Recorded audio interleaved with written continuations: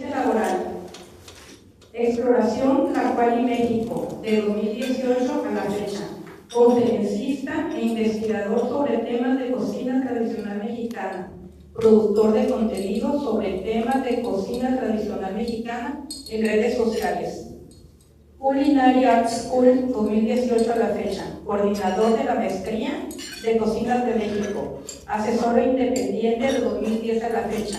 Asesor y capacitador en materia de comunicación efectiva, introducción en talleres de manejo estratégico de medios de comunicación, redes sociales, comunicación efectiva en público, imagen y protocolo, comunicación efectiva en equipos de trabajo, comunicación y liderazgo.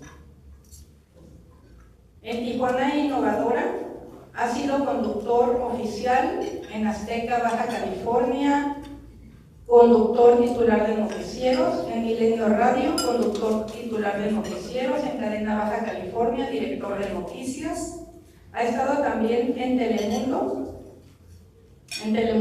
Internacional, en Canal 12 Televisa Tijuana. En Periódico Frontera ha sido colaborador en la sección de columnas editoriales. En la Universidad Iberoamericana del Noroeste ha sido académico en la Escuela de Comunicación. En la Universidad Autónoma de Baja California, catedrático en la Escuela de Humanidades. Ha incursionado también en la Casa de Bolsa Inverlat Tijuana como asesor financiero e intermediario bursátil. Ha impartido también algunas conferencias como liderazgo en la Cámara de Comercio de Napa, California, liderazgo en medios de comunicación, conferencista magistral para el 10º Simposio Internacional de Liderazgo. En la Bolsa de Valores, Facultad de Contaduría y Administración de la UABC. Comunicólogo, periodismo y medios de comunicación. También ha estado aquí con nosotros impartiendo la conferencia de Conectividad, Comunicación y Familia, Congreso de Comunicación y Familia, y Patrimonio Gastronómico de Baja California, Simposio Internacional, Aguas, Sistemas Alimentarios y Patrimonio Cultural de Zacatecas.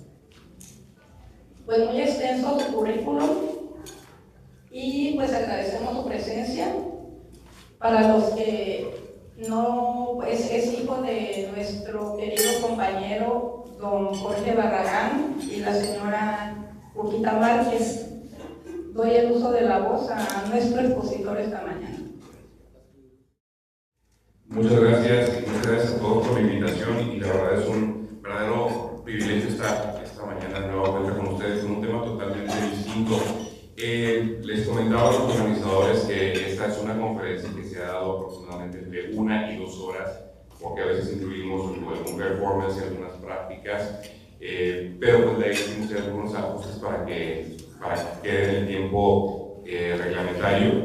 Y pues bueno, uno de los aspectos que llama mucho la atención para quienes de alguna manera estuvieron al tanto de mi trayectoria en medios de comunicación es qué hace ahora este tipo en el tema de cocina tradicional mexicana. Y todo viene a colación con este tema que ocurrió el 16 de noviembre del 2010 y fue cuando la UNESCO declara la cocina tradicional mexicana como Patrimonio Cultural Inmaterial de la Humanidad. Todavía existen muchos mexicanos que no saben de este enorme privilegio que recibimos por parte de la UNESCO. Y lo más importante, fuimos el primer país que recibió ese reconocimiento. Antes de México, ninguna cocina tradicional había sido reconocida a nivel mundial como patrimonio de la humanidad. Fuimos inclusive antes que Francia, que es la cuna de la estandarización de las cocinas internacionales. México le puso el ejemplo. Y fue únicamente lo que se conoce como el paradigma michoacano, es decir, únicamente utilizaron la cocina tradicional de Michoacán y con eso tuvieron suficiente para que en el Congreso de Nairobi, Kenia, el 16 de noviembre de 2010, se le otorgara a nuestras cocinas tradicionales ese reconocimiento. Esto implica que nuestras cocinas ya no nada más son nuestras, sino que le pertenecen a la humanidad y por lo tanto tenemos los mexicanos la responsabilidad de preservarlas, difundirlas, evitar que se pierdan tradiciones. Es una tarea muy difícil y es precisamente ahí donde decido pues dar ese brinco tomando en cuenta que nuestras cocinas merecen esa dignificación, que se den a conocer y que, digo, nada menos, en este desayuno está incluido un un aspecto muy pequeñito de lo que es nuestra cocina tradicional, porque forma parte de nuestro día a día. Pero vamos a ver los aspectos más importantes de por qué se declara a nuestra cocina tradicional mexicana como patrimonio de la humanidad.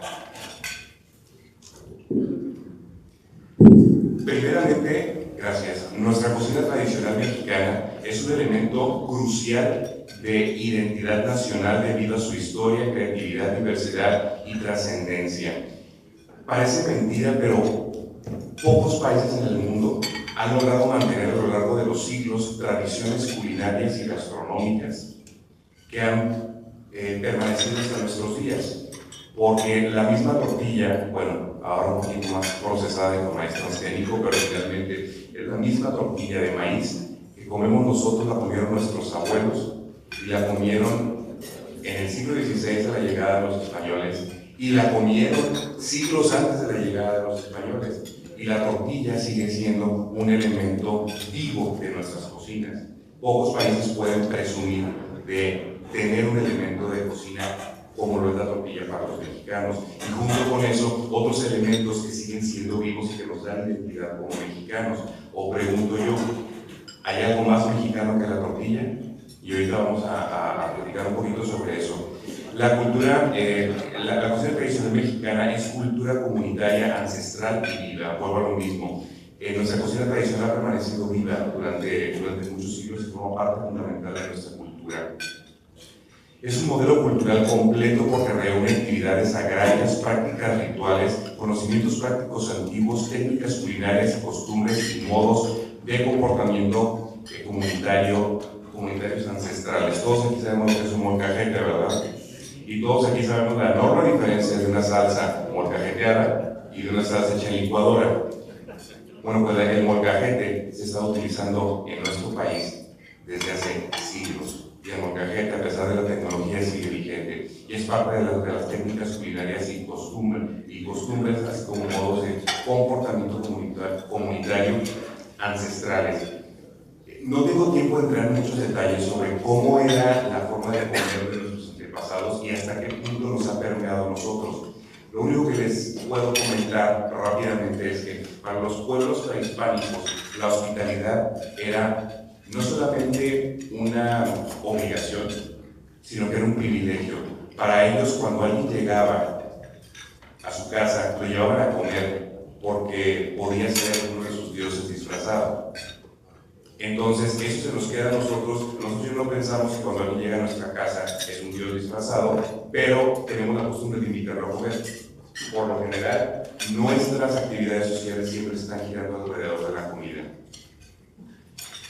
La cocina tradicional mexicana es expresión de identidad comunitaria, fortalece vínculos sociales y consolida sentimientos de identidad local, regional y nacional. Si ustedes les sirven un mole poblano, como su nombre lo indica, saben que es de Puebla, ¿no? Si les sirven un pescado a la veracruzana, saben que es de Veracruz. Si les sirven una sopa de lima, saben que es de Yucatán. O si les sirven un tamal chiapaneco, saben que es de Chiapas. Pero pregunto, ¿lo consideran también suyo? Por supuesto que sí, porque al final de cuentas, tanto Chiapas como Veracruz, como Puebla, como Yucatán son México. Y aunque estemos a kilómetros de distancia y sepamos que no es comida de nuestro día a día, cuando nos sirven un mole poblano sabemos que es nuestro también. Y eso es parte de lo que la UNESCO reconoce, porque no todos los países pueden presumir de lo mismo. Y el tema de los elementos, métodos de cultivo, técnicas culinarias y utensilios, que voy a tratar de abundar lo más que pueda en este tema. Los elementos, por lo que nuestra cocina tradicional mexicana ha sido reconocida. Básicamente la tierra mesoamericana, porque sigue formando parte de nuestra alimentación fundamental. Maíz, frijol, calabaza y se le agrega chile. Todos seguimos comiendo eso, afortunadamente, gracias a Dios, y no nos lo van a quitar nunca. Los métodos de cultivo, la misma, trataré de explicarla lo más brevemente posible en un momento más. Técnicas culinarias, por ejemplo, la nixtamalización, de la que hablaré en un momento más también. Ahorita ustedes están consumiendo un producto de la nixtamalización. La nixtamalización tiene 6.000 años de antigüedad y fue creada en este país. Y los utensilios, porque al final de cuentas ustedes saben perfectamente que nunca vas a ver igual una tortilla calentada sobre la flama que sobre un comal. Y si el comal es de barro, pues mucho mejor. Comal viene de la palabra comal, que es una palabra náhuatl, y la seguimos utilizando nosotros. Para poder entender la enorme riqueza de la cocina tradicional mexicana, me enfoco en dos elementos fundamentales. Porque en medio de toda la grandeza, toda la riqueza de nuestra cocina tradicional, está la humilde, la sencilla, la modesta tortilla de maíz. La tortilla cuya alma, como su nombre indica, es el maíz. Y el maíz ha estado tan presente en nuestra cultura que en la antigüedad existieron mitos y leyendas que hablaban acerca del origen del hombre a base de maíz. Los mayas decían que se intentó hacer de barro, que se intentó hacer de madera, no dio resultados, sin embargo, lo hicieron de masa de maíz, le infundieron el aliento divino y en ese momento surgieron los hombres con conciencia. Por su parte, los aztecas tenían otra leyenda en la que dicen que Quetzalcóatl, la serpiente emplumada, al darse cuenta de la necesidad que tenían los aztecas de alimentos, pues quiso proporcionarles la base de su alimentación. Sin embargo, otros dioses ya habían hecho lo mismo tratando de utilizar la fuerza. Quetzalcóatl dijo, mejor maña que fuerza, se disfrazó de hormiga y fue a las montañas donde estaba oculto el maíz. Y siguiendo a una hormiga real, descubre la semilla, la baja y se las entrega a los seres humanos para que se convirtiera en la base fundamental de la cocina de los pueblos prehispánicos. Es decir, para los pueblos prehispánicos, el maíz fue un regalo de los dioses y por eso lo honraban, y de manera especial a Quetzalcóatl, el dios de la sabiduría, lo honraban y le agradecían el regalo del maíz.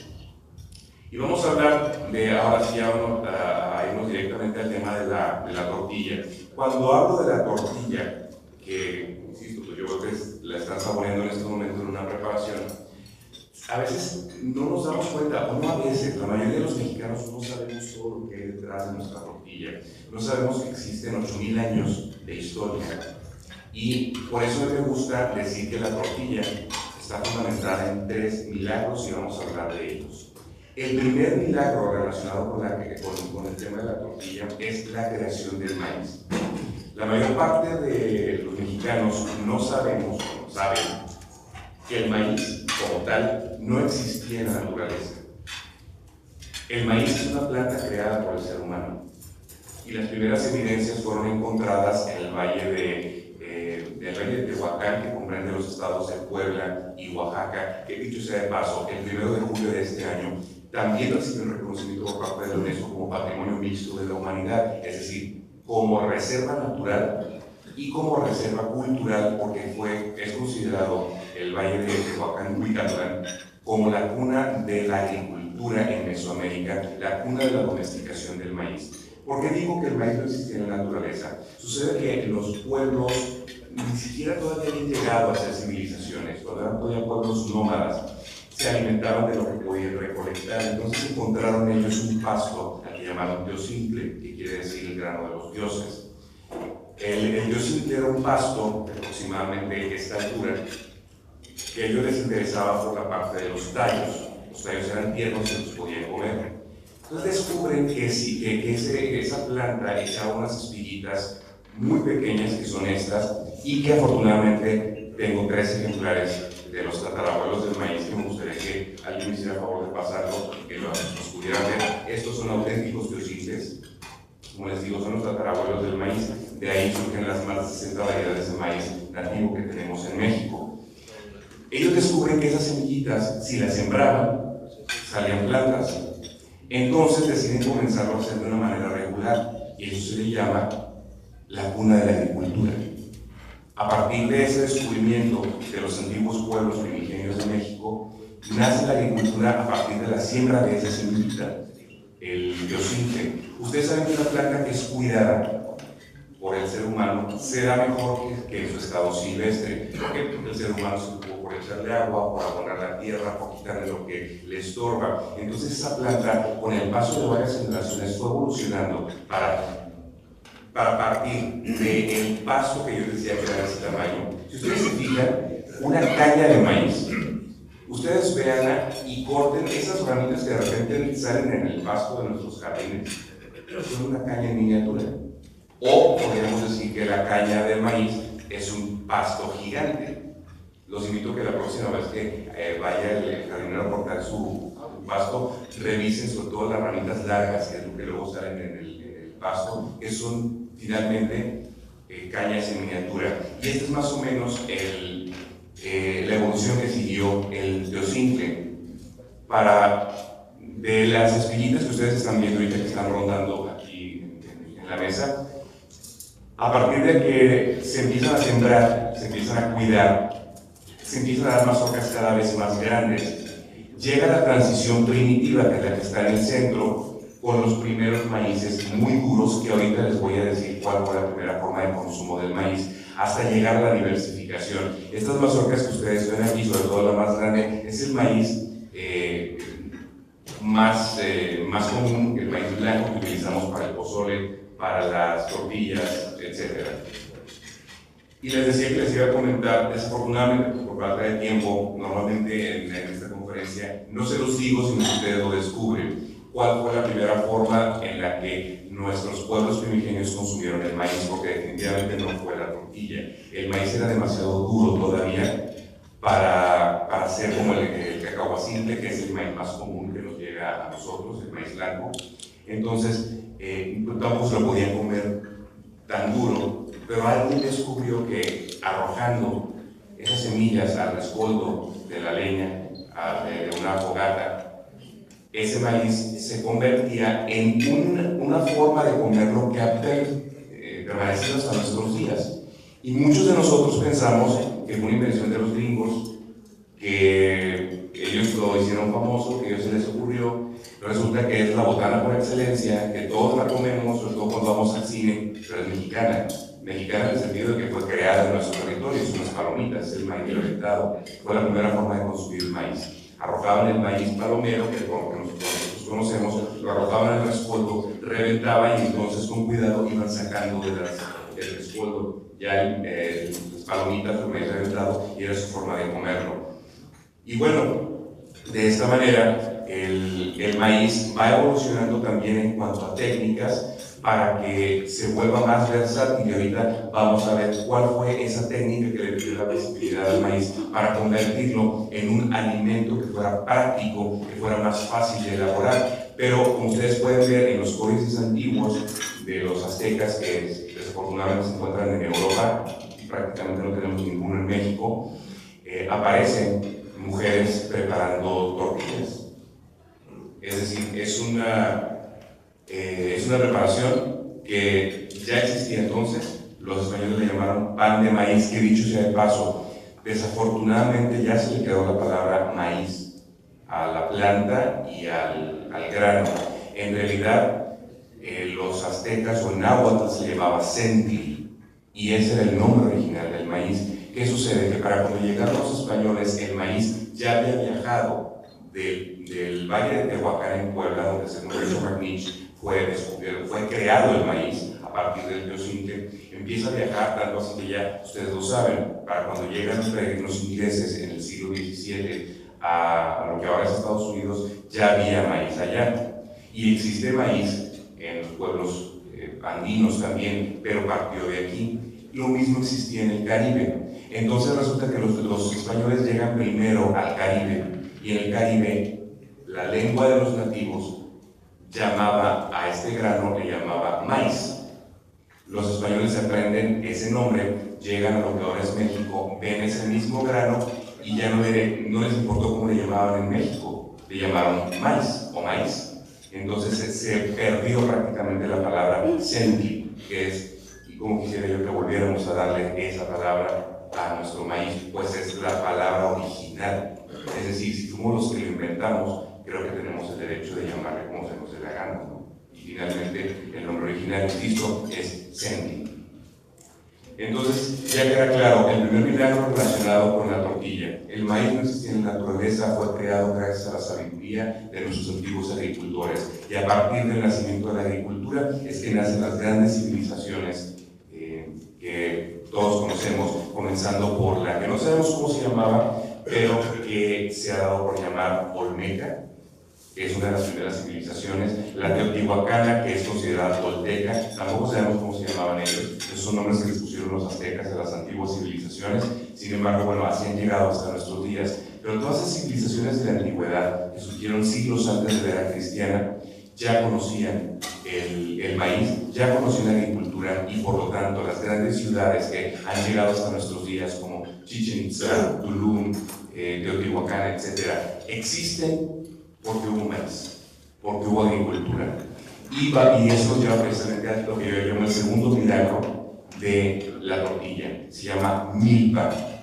Fíjense que es muy interesante porque tenemos un pariente que es agricultor en el estado de Jalisco y tiene hectáreas sembradas de maíz.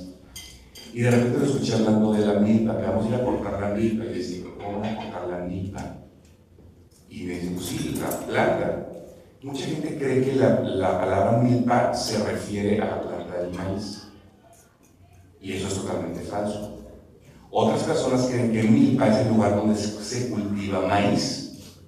Eso es parcialmente falso, porque en realidad la milpa, en su concepto prehispánico, reúne una sabiduría impresionante, que nosotros nos preguntamos cómo es que los pueblos primigenios hace ya 6.000 años tenían este conocimiento tan profundo, y es de la milpa, de donde, para que se le pueda llamar milpa, debe ser un policultivo, en donde los elementos fundamentales los tienen ahí y constituyen la tríada mesoamericana. Mesoamérica, ustedes saben, abarca de lo que hoy es aproximadamente Durango hasta Honduras.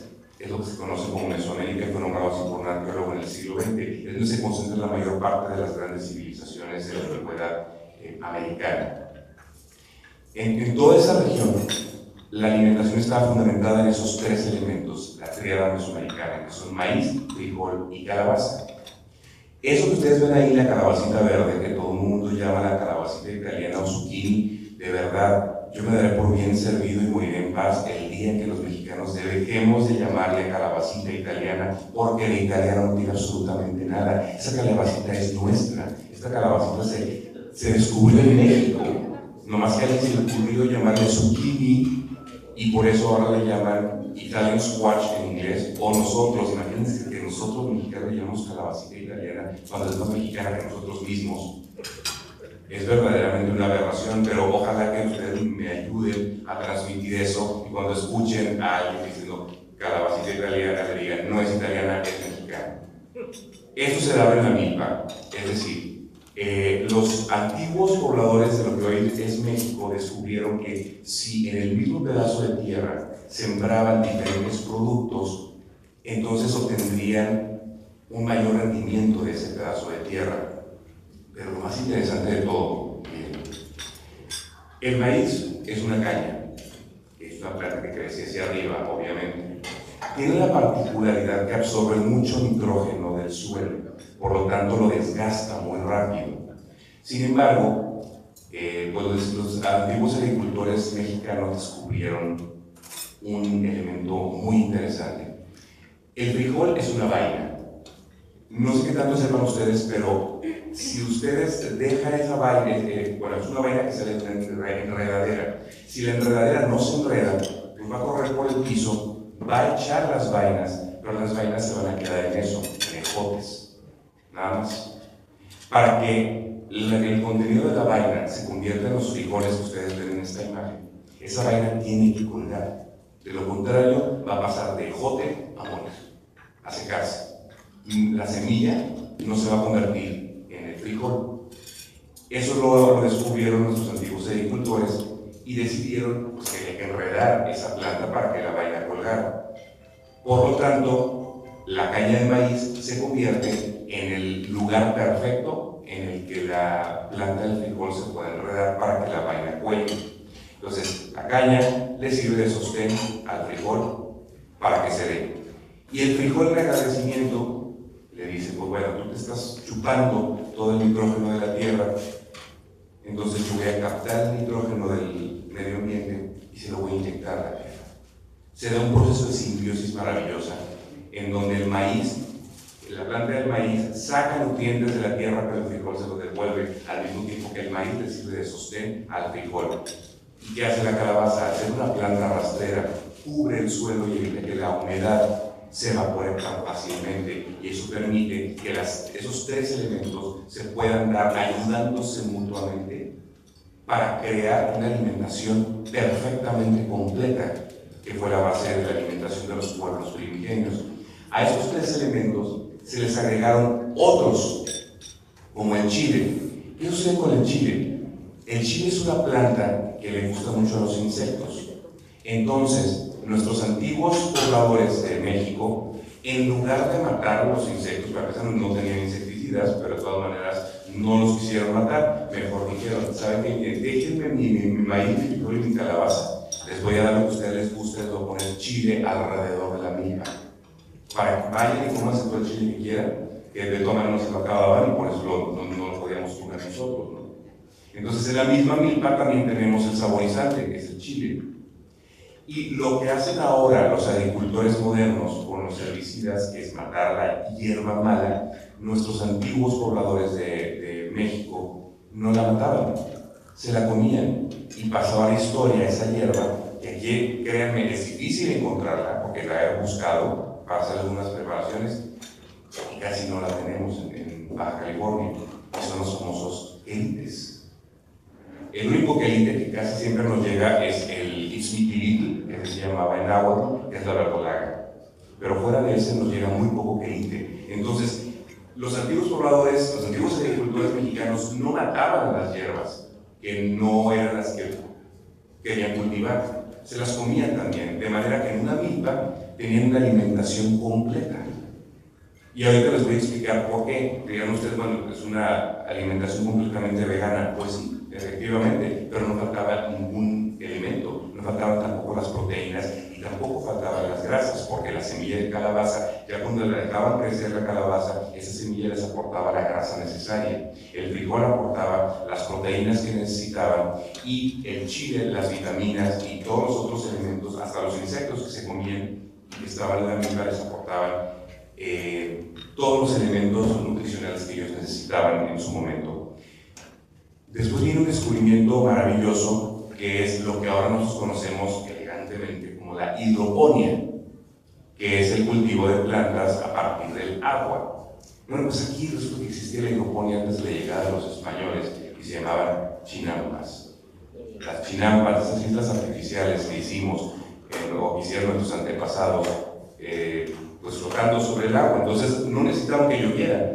Era una tierra que estaba húmeda, y si ustedes se imaginan, si después de cada barbecho, es decir, después de cada cosecha, levantaban toda la hierba, todo lo que quedaba, sacaban del fondo del lago los sedimentos y se los echaban encima, se pueden imaginar la cantidad de nutrientes que tenía esa tierra. Es una tierra que nunca se desgastaba.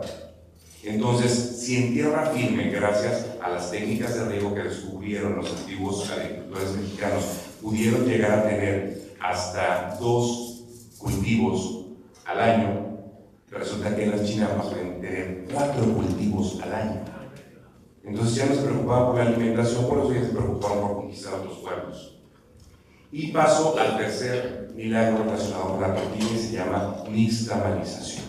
Y la nixtamalización no es otra cosa, como ustedes pueden ver, ya aparecen los códices antiguos, lo que quiere decir que es una técnica que tiene siglos de existir. La nixtamalización es otra cosa que someter al grano de maíz a una cocción en una solución alcalina conformada por agua y el agente alcalino que puede ser ceniza o cal. En nuestros tiempos se utiliza más bien cal. Somos el único país del mundo que utiliza la cal como ingrediente de cocina.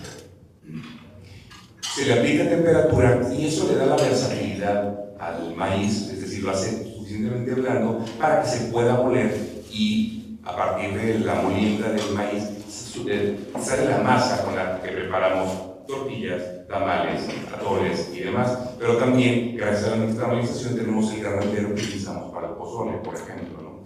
¿Cuál es la enorme riqueza que tiene la nixtamalización? Bueno, pues resulta que cuando llegaron los españoles a América, se llevaron el maíz a Europa y quisieron meterlo en su alimentación. Después lo llevaron a África para atender la hambruna, y resulta que los africanos no solamente estaban igual de desnutridos, sino que hasta se enfermaban de enfermedades graves y se morían. Entonces decían, ¿qué fue lo que pasó? Porque los mexicanos comen tortillas, comen maíz y no les pasa nada, y están nutridos. Bueno, pues resulta que la nixtamalización, el maíz por sí mismo no tiene todos los nutrientes que necesitamos, pero al someterlo a la cocción con cal, se le aporta la cal, y el agua le aporta nutrientes como el calcio y magnesio que antes no tenía. Es decir, un grano de maíz nixtamalizado es más nutritivo que un grano crudo.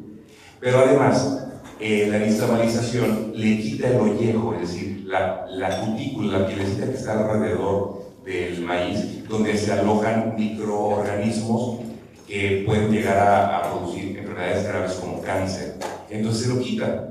Es decir, tenemos ya un grano sano y un grano nutritivo. Y por si fuera poco, le activa una enzima que hace que cuando comes el maíz junto con frijoles, aproveches mejor las proteínas que tiene el frijol. Uno se pregunta, bueno, ¿de dónde sale tanta sabiduría? Pues no lo sabemos. Y esta pues es la técnica, nada sencilla por cierto, de la técnica original para convertir el maíz nixtamalizado en tortillas. Tengo aquí, no lo voy a dejar todo por cuestiones de tiempo, pero es una cocinera tradicional que trajimos para la maestría en Cocinas de México, de Culinary Arts School, del estado de Jalisco. Es un proyecto muy bonito que se llama Las Mujeres del Maíz, que con una facilidad que molía la señora, que pues, cualquiera lo puede hacer. ¿Seguro? Pues cómo no.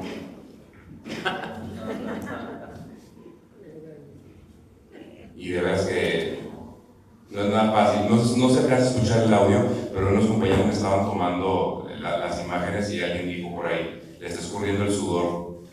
Y pues sí, de hecho con eso era maíz negro con el que hicimos una torre de tamarindo. Y cuando lo probaron todos, dijeron, qué rico quedó. Pues qué bueno que les gustó porque literalmente está hecho con el sudor de mi frente.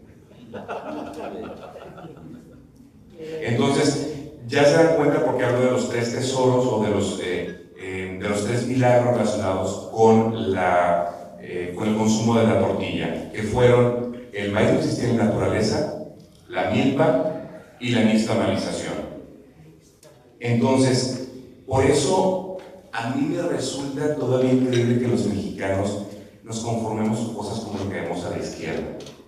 Las tortillas de la bolsita de plástico, no voy a decir marcas ni en qué mercadito con 2X en medio las venden, pero ustedes abran una de esas bolsas, huélanlas, tóquenlas, pruébenlas, una cosa más asquerosa que puede haber, y jamás van a ver lo que sucede en la imagen de la derecha. Una tortilla de esas nunca se va a inflar.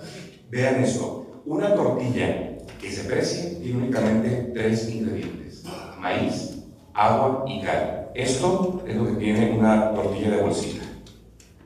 Todos esos ingredientes. El más increíble, saborizante idéntico al natural. Por el amor de Dios, que alguien me explique qué es esto. Entonces yo creo que es momento que los mexicanos nos demos permiso de dignificar a nuestra tortilla, y sobre todo ante la amenaza y el peligro inminente del maíz transgénico. Ya estamos comiendo maíz transgénico, pero afortunadamente no se ha permitido sembrarlo aquí. ¿Cuál es el riesgo del maíz transgénico? El maíz transgénico es estéril. Al traer una planta de maíz transgénico, su polen puede fertilizar a plantas de maíz nativo y volverlas estériles, y en cuestión de 2 o 3 generaciones hacer que se extingan las más de 60 variedades de maíz nativo que tenemos en México. Por eso hay que estar muy atentos para que cualquier noticia que pudiera surgir en torno a la posibilidad de que entre el cultivo de maíz transgénico a México, hagamos lo posible por evitarlo.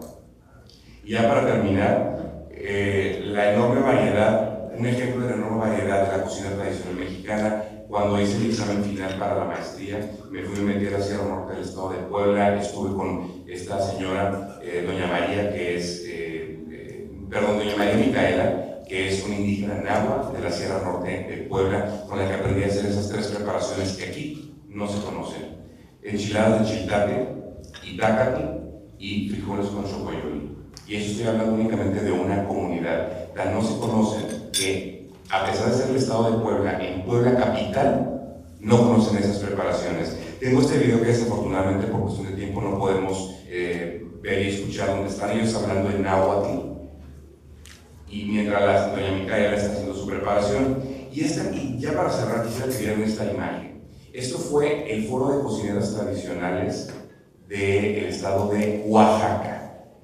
90 puestos de comida, únicamente de las 7 regiones del estado de Oaxaca.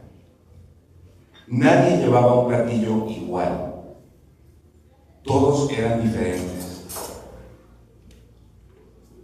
Y vean la cantidad de preparaciones. Estamos hablando de más de 90 preparaciones de un solo estado de la República. El evento duró 4 días y los 4 días llevan cosas diferentes. Estamos hablando de aproximadamente 400 preparaciones diferentes que se ofrecieron en ese evento, nada más hablando de la cocina tradicional de Oaxaca. Así que pues, esto es nuestra cocina tradicional mexicana. El propósito de que yo ahora me dedique a hablar de esto es porque creo que nuestra cocina se merece ser dignificada. Y porque todos los mexicanos creo que tenemos no solamente el derecho, sino también la obligación de sentirnos orgullosos de ese maravilloso tesoro que tenemos, de la enorme riqueza. Al ser uno de los 5 países más biodiversos del mundo, tenemos una de las cocinas más ricas del planeta. Tenemos la oportunidad de reconocerla y sobre todo de saber que por cultura, por idiosincrasia, por creencia, cada bocado de comida que nos llevamos a la boca y nos comemos es un sí a la vida. Y los mexicanos tenemos una y mil formas deliciosas y creativas de decirle todos los días sí a la vida. Somos un pueblo vivo que todos los días hace vivo y patente ese compromiso con la vida, gracias a su cocina tradicional mexicana. Muchas gracias.